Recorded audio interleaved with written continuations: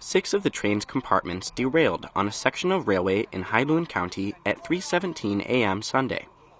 Carrying 410 passengers, the K7034 train was en route from the city of Heihe to the provincial capital of Harbin, according to local railway authorities.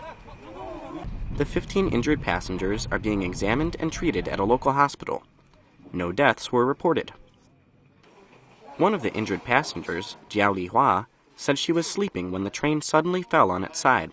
She added that many people fell onto each other and that the train's conductors had to shout at everyone to calm down.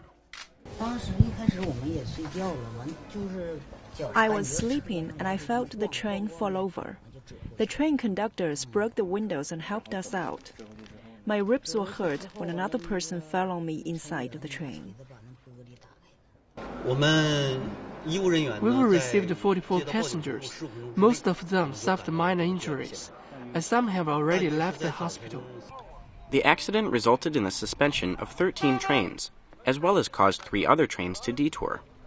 The section of railway where the accident happened was reopened Sunday evening. More than 400 rescuers and nearby residents joined in rescue efforts. I rushed out of my house after hearing several train alarms, and then I saw that the train had derailed.